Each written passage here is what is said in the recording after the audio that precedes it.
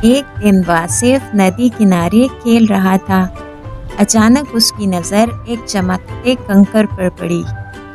وہ خوشی سے بولا، یہ تو ضرور کوئی جادوئی پتھر ہے، اب میری قسمت بدل جائے گی۔ لیکن اگلے دن وہ کنکر مدھم ہو گیا۔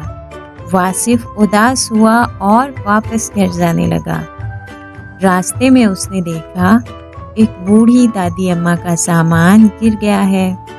وہ فوراً دوڑ کر بولا، دادی اماں، میں مدد کر دیتا ہوں۔